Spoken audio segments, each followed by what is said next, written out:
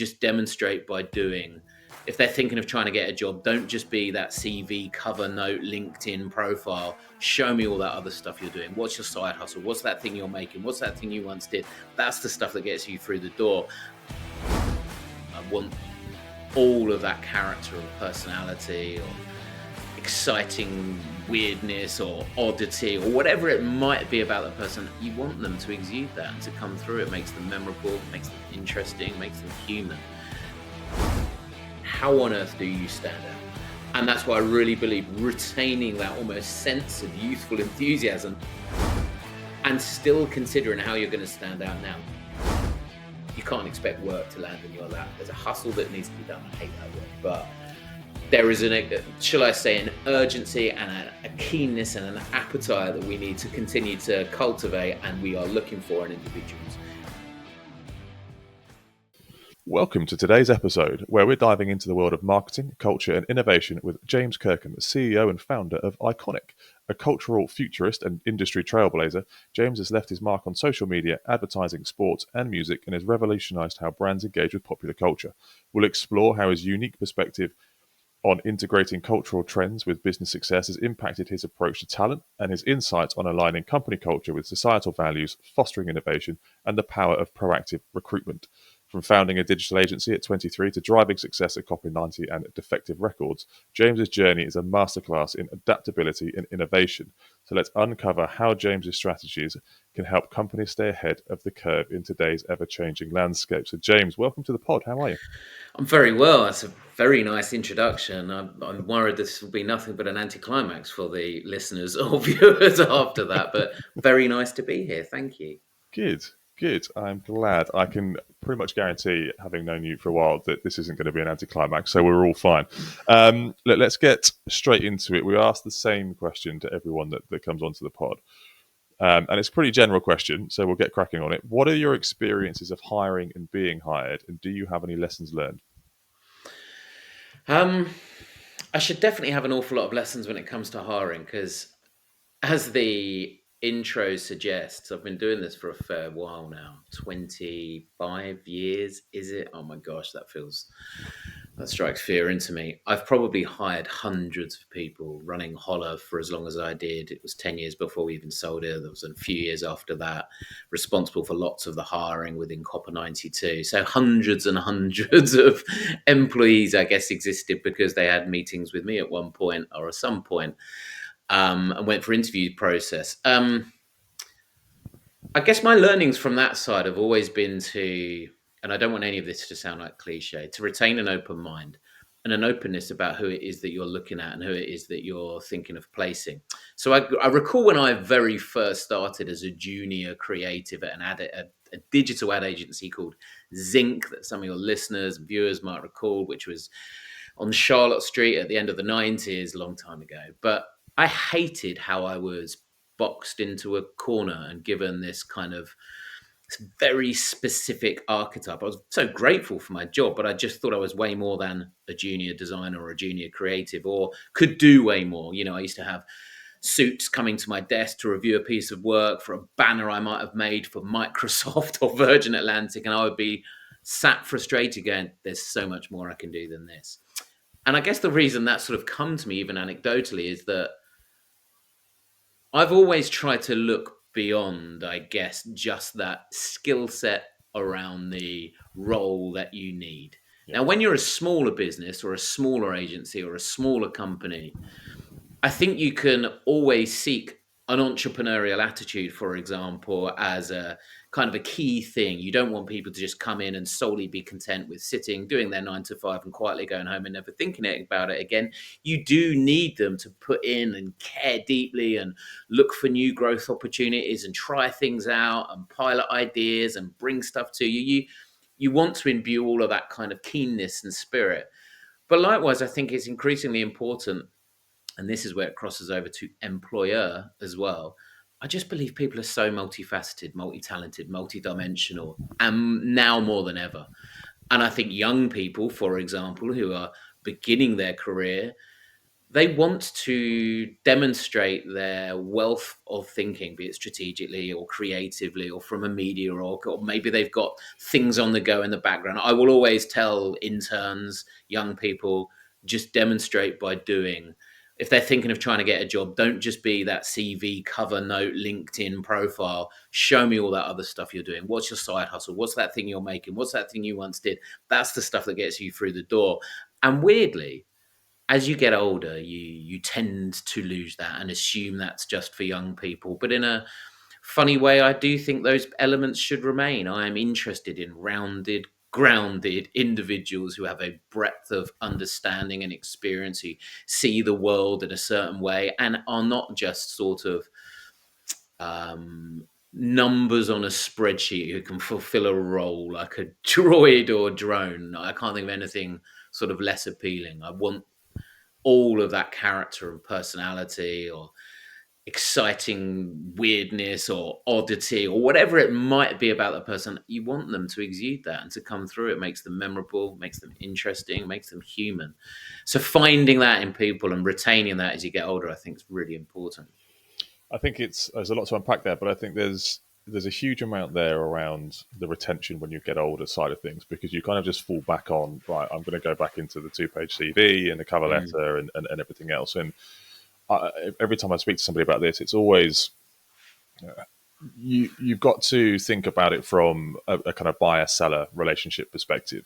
And you are the seller as the candidate or the person looking for that job, and the buyer is the person that's going through, it could be 10 CVs, but certainly at the moment you're looking at 50, 100, 150, 200 CVs, etc. So how is it that you are really setting yourself out from the pack? And again, you kind of touched on it a little bit there, that almost portfolio approach. And I'm a massive fan of this.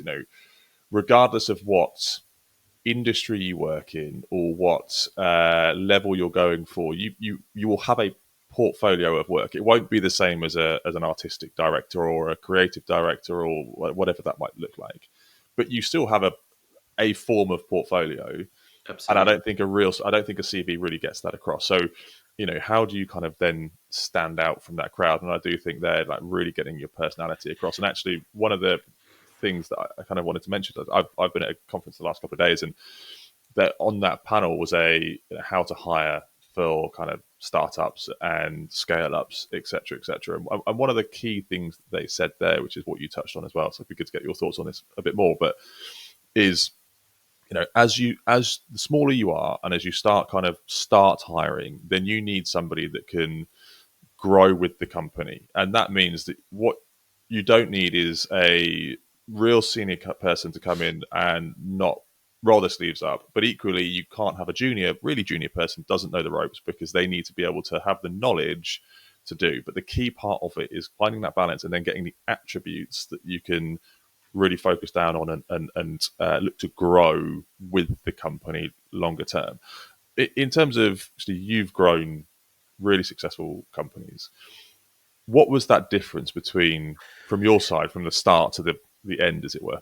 So again, some really interesting points. So I guess on that last bit, I would always try and hire whilst they're on the way up as opposed to a sideways step. And maybe that's kind of obvious, but perhaps I did that with quite exaggerated leaps. I even enjoyed it when, so for example, there was a guy, he probably won't mind me saying it. His name's Dan. I know he won't mind me saying it. He came for I had two roles at Holler available. One was a sort of a head of project, super senior, button down project management style position in what we were then, which was a digital kind of content media agency. Holler was, for those who don't know. And then there was a standard project manager role or producer, whatever we were describing them at the time. He was young. He clearly came in unbeknown to me to the first interview with two people for the junior role or more junior role, and it was very much aligned to his age bracket. For example, he performed so well that he came back immediately for a second interview, and that second interview was with me. And I said, "What role are you here for?" And he said, "The head of projects." And I didn't realize at the time. I just ran the interview, came out the interview, I thought he's bloody brilliant. And then I checked, and they said, "No, no, no, he was for the more junior role." I'm like, I love that. We hired him. He was fantastic. One of the most talented people I've worked with, still doing super well in the industry.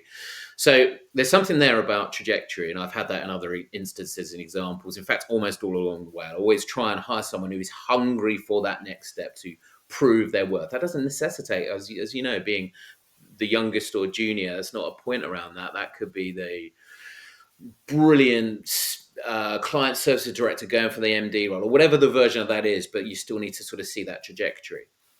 There's echoes too in what you were saying, which I absolutely loved, about how you can kind of demonstrate and prove yourself. And again, there's a woman called Helen who is this super. She's been running WhatsApp, Twitter. She's basically been heads of incredible tech platforms in sort of client services, partnership style role. She came to us after doing basically about a year at MTV. And we were looking for sort of a marketing exec, someone who could really get to grips with promotion. This is early days of social media. And the reason we hired her, she was a great character and personality in the meeting, but there were others with a similar CV, to your point. She had on the side a thing called popstarfeet.com or something along those lines, which was her own blog. She used to go to gigs, was a music aficionado, was fanatical about gigging and indie bands, and would take photos of their shoes and their footwear from close to the stage, and created this cute and quirky blog around it. Now, it was that stayed in the mind. It was the fact that we could talk about that. She had oozed personality herself, had something cute going on and creative. And again, it's what else are you doing to show that and prove that, and if you like, add to your, as you rightly say, to that LinkedIn profile. And now, and this is a world you know better than me right now, it feels like people are getting. I was speaking to a chap only last week who was a senior client.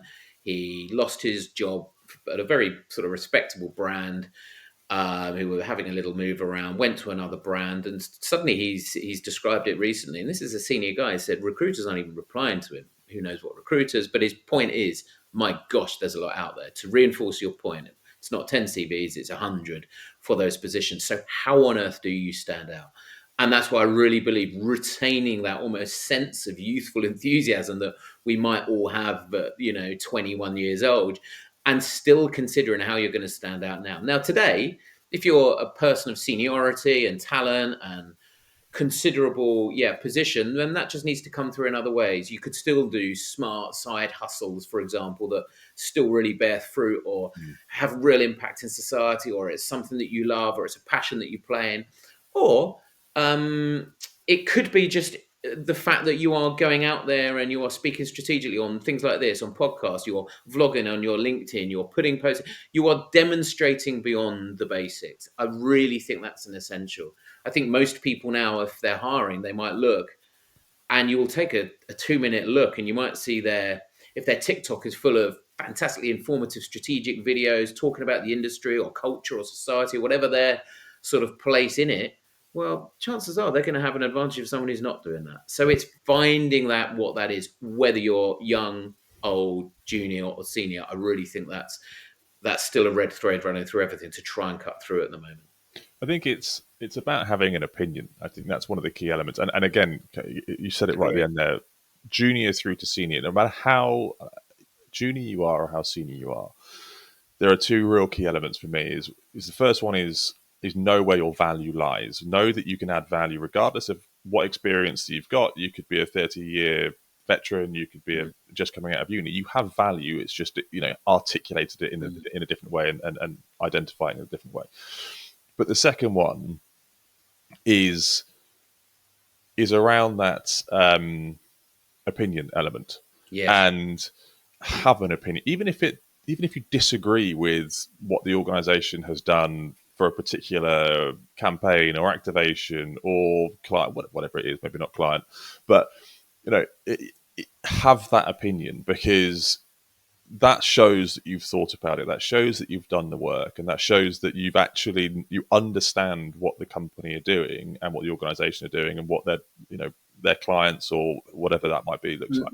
1,000,000%. We had a 17-year-old intern called Tom once at Holler, who by the end of the first week, and he was bright, he was clearly good. At the end of the first week, he took me and my senior planner aside, presented his feedback on the week. What I didn't realise, his feedback would be on the agency. He took us apart. He told us the bits he thought was going wrong. He's 17.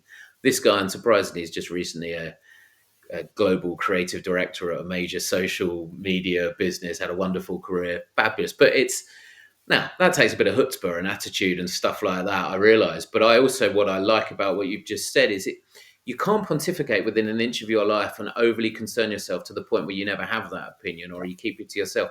You need to cast perspective because people are excited and enjoy listening or want to engage, or at least you're creating a discourse because you clearly have an enthusiastic position.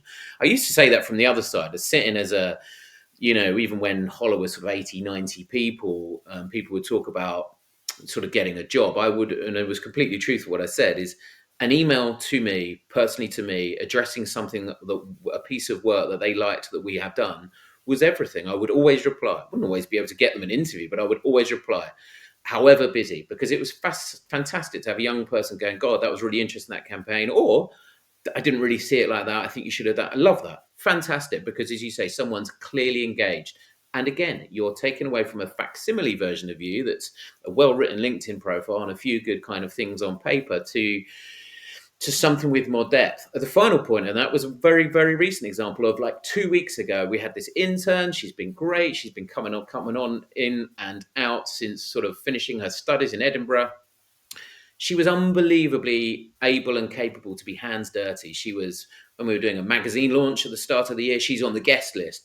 Whether when we moved office, she's helping literally install the plants. I'm not saying that everyone should do that, but I'm saying the willingness to muck in and get involved was mirrored with equal excellence and zero kind of issues to when she's doing competitor analysis and reviews of clients and marketing stuff that's probably more linked to the brilliance of her brain and what she's just been studying. But the attitude which she showed, happy to left or right, meant that, and then she prompted, knowing how sort of ensconced in the world of PR I am, we ended up getting her a small PR piece where we did a diary in the life of an intern in Iconic, and it got some noise and notoriety. And next thing you know, she's now been hired as a project manager at a really well-renowned magazine, and she will be running things in years because she's applying the brilliance of a brain and an education that is fantastic and just intellect, but reapplying it and not putting up barriers, not thinking I'm not willing to do that, not being too allowing herself to muck in, get involved, and learn quickly. And I think that is again, arguably skills that I think get forgotten when people get to a certain seniority sometimes and think it must be this and nothing else, or I'm only going to preside over this, I'm not going to get my hands dirty. I think, those days are perhaps are gone, or they're at least more difficult to facilitate these days, where people need a greater level of involvement and a granular level of understanding and a depth to what it is they do.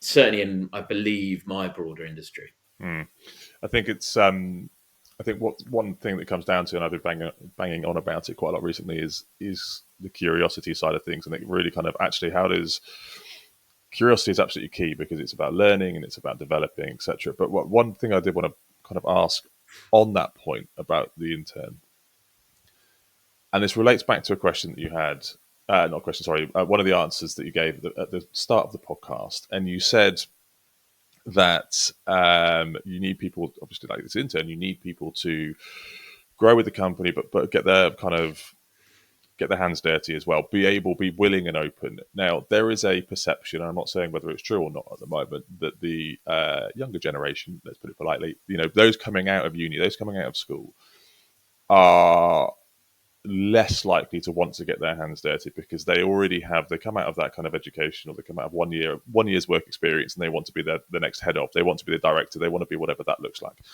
And there is a lack of willing to get that hands dirty kind of side of things. Now, taking out the intern that you've just described, in your experience across the last 20 odd years, have you seen a shift change in that from junior staff coming in? And is that, again, a way that you could really stand out as a junior staff member that is looking for a new role or looking for a kind of opportunity?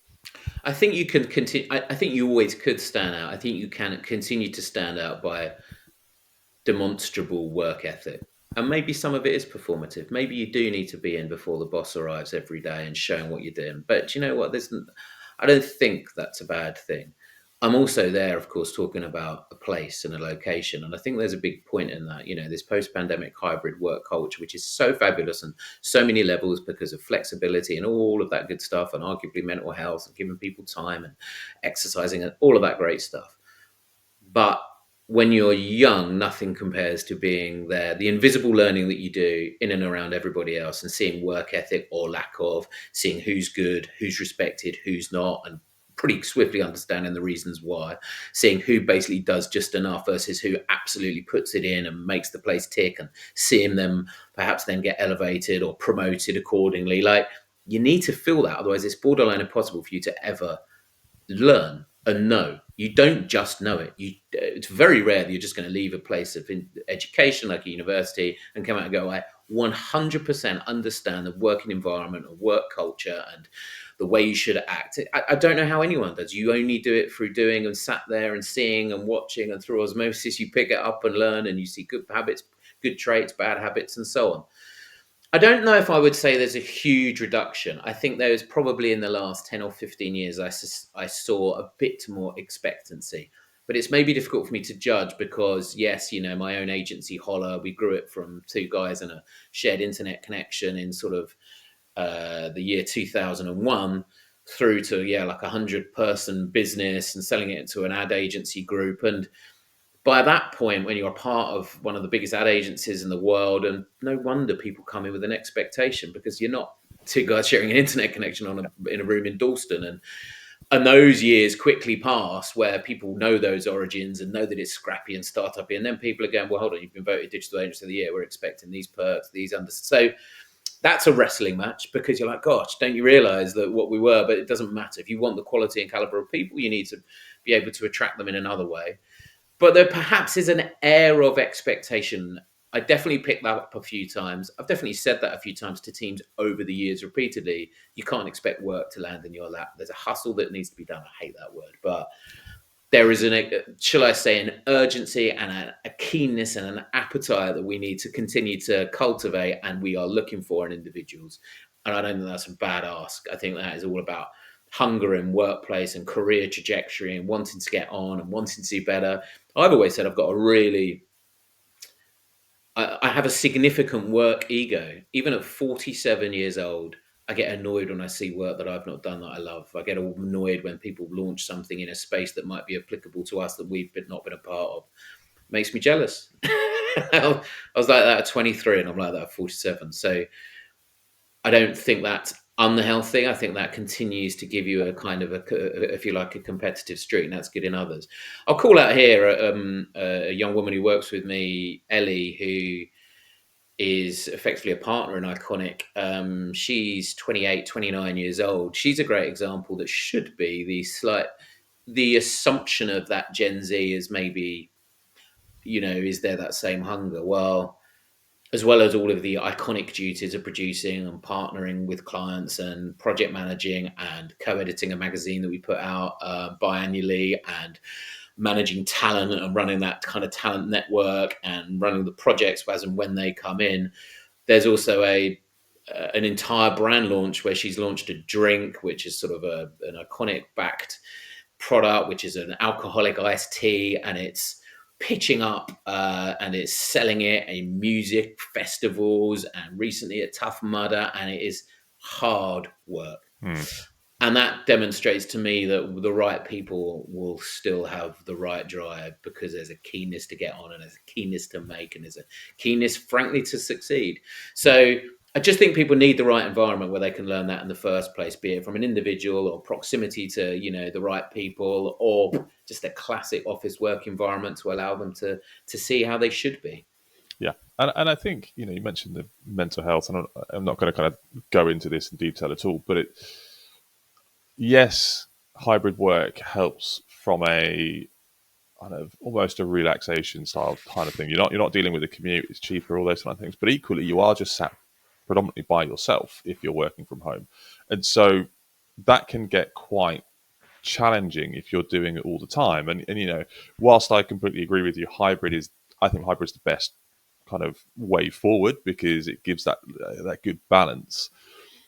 My view is that actually office time is critical for I everybody, couldn't agree more. but fundamentally as well for those younger people, as you mentioned, from an osmosis perspective. But um, I want to go back.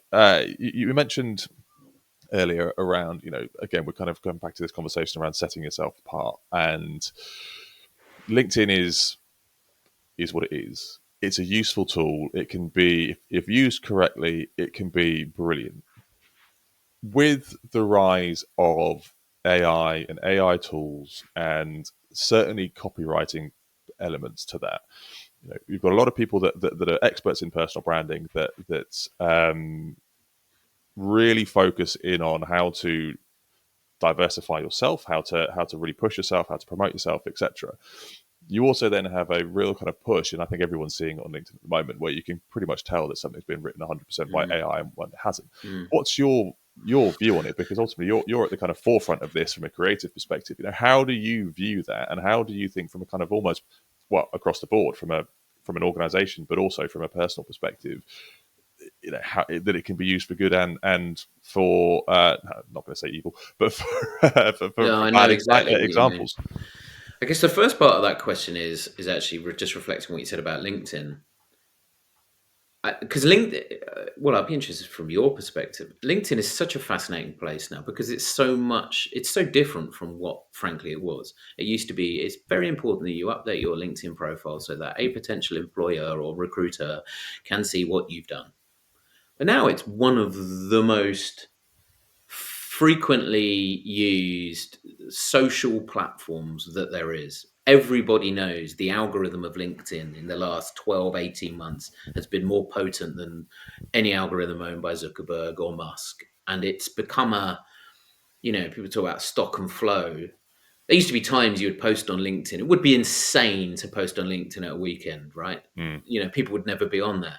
Now it's white hot. I posted once recently. I was watching. I'm a big sort of UFC boxing fan. I posted something that I think Gymshark had done with one of their athletes, and I just remarked and took a photo of the screen.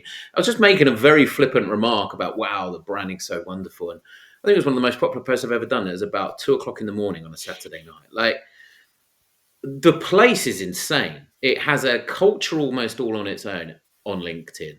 The use of it, the way you have to format now is evolving rapidly. The power users that we've all seen, creators, some are, let's be honest, quasi annoying in the manner and the speed with which they write and the frequency and what they're putting out there and the hyper enthused, elevated tone is sometimes a bit much if you're having a bad day. You don't want to consume it. The use of emojis, the broken down text, the individual 2-line para breaks, like all of these bits are now, that's how to get a LinkedIn Yeah, article. And, yeah. we could probably sit here and talk about it. So it's an unbelievably different space. And it's way more than just, are you up to date? Like, you have got to be on it and writing and Well, they've just added video as well to it video and on that, and mobile. and just as we've known with other social platforms for years, that's going to bang Yeah. algorithmically. So there's good and bad sides to it, and it's definitely not. I'm not. I'm a fan. I use it a lot. I learn a lot. I see what people are up to. I get a lot of impressions or coverage. I want to describe it as from my stuff I put up there myself. So it's not like I'm going, oh, it's a necessary evil. It does mean people need to be all over it. Mm. Sorry, that was the LinkedIn part. What was the second part of the question? That was my LinkedIn Uh, rant. that was a LinkedIn rant, but actually more it's related, isn't it? It's the rise of the AI tool Oh, in order to yeah. promote Sorry. yourself on LinkedIn or on similar. So my perspective is just that we always innately know what's fresh, where creativity rises, frankly, what's good, and we'll attract to that. And I guess what I mean by that is we can all, like you just said it quite flippantly because it's true. We can see when it's an AI post, and it's like, oh god, that's interesting because we absolutely can, but it's quite hard to explain the science of why we can. So I guess my point is we will continue to evolve to make sure what it is needs to have a craft to it or cut through or be relevant. Now, there'll be a whole bunch of people letting AI do the heavy lifting. And so when we're talking just industry specific in this kind of space broadly, absolutely, I think if you and I on this podcast and someone didn't know, then we would say get all over LinkedIn, get a post out, probably a couple of times a week, be opinionated, have perspective, have an understanding of society and culture and the wider part of your industry, whatever it might be. talk, have reference points, link to others. Broadly, they would be the tips. To be able to do that, you need a minimum of 30, 45 minutes a week. You need to work out when those little time and points are. If AI is going to do some bulk lifting for you to help justify an article, help find data points to make it more relevant, to reference a couple of individuals, to make a historic contextual point, then you can do it in 30 or 45 minutes as opposed to spending 3 hours a week that you could be doing something more Yeah. important. So that's where AI is amazing, absolutely amazing. But it cannot create the idea in the first place. There has to be a human informed idea. So you writing that piece needs probably a hook. So the hook would have come from something you've seen and realizing, you're connecting some dots. And I'm now going to put these dots into AI and come out with something that I can then play with and can become the thing that I then write about. So it's still using it for good. You need the human layer on the top all the time. You need creativity and smarts, frankly, over the top. Scott Galloway talks about it brilliantly. He says the biggest currency in this space and in the next couple of years is still going to be storytelling. Your ability to tell a story. And he doesn't mean like Jack and Ori. He means like sticking a deck together that was compelling. He means putting some PowerPoint slides together that sells, that's got an ebb and a flow and a narrative arc, and that is something of richness, or your ability to stand up and speak, or those basics are as important as ever. And he also says, which I love, is it's not AI that's going to steal your job. It's the kid who knows how to use AI better than you. Yeah. And I guess those bits are important. You need to lean in, get involved, leverage it in order to be amongst the chasing pack and be relevant and frequent enough, but not rely on it. That has to be human input. That has to come from you. If it doesn't come from you, you're not being authentic, and everyone smells that. Yeah. And I think as well, you know, what you get out of the different tools, whether that's Perplexity, Claude, GPT, whatever you use, you get out of it what you put in. And part of that is also, right, okay, I'm going to write X, Y, and Z. I need this amount of information. Even if you ask it to kind of come up with the framework for it, but you're still going to write it, or whatever that looks like, it still has to be your tone of voice. And people that know you will understand that that isn't your tone of voice. Totally. If you write something that isn't, and you can train. And again, it comes back to being able to use it rather than just kind of diving in and taking advantage, as it were. Totally. AI at its best is going to be this beautifully added value thing. Yeah. We need to consider it and use it like that. There's a beautiful app that I've been working with called Monograph, which is effectively your personal intelligence, and it's somewhere between. It's your ability to. The theory is no one knows you better than you know yourself, and but effectively through your kind of what you tell it and what you slowly divulge and your ability to use it, you start to actually get to the true you, not the perception of people's perception of you, the true you. And it's super interesting. We are going to have multiple AI assistants, people, whether life coaches, business coaches, therapists, whether it be people to assistants to help out on those work things that we're talking about. It's not going to be some souped up Jarvis like Alexa on steroids. We'll have multiple versions, but crucially, it's us as humans, as individuals, driving and utilizing to help us get there quicker or further or faster or kind of deeper, more real us. It's got to be the authentic self. That's such a good point from you.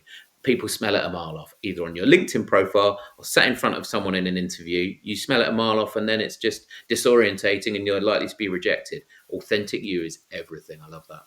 Yeah. Until it gets to a point in 5 years' time where no one can tell the difference, obviously, but we won't go there. Look, James, this has been brilliant, great chat, but I'm conscious of time. I'm conscious of your time. So I'm going to get to the final kind of wrap up that we're going to do. And I'm changing it slightly. So what I want to know from you to finish up with is, what's the one piece of advice that you'd give to those looking for roles, so candidates or people that are in the market, but also those looking for the best talent for their organizations as well?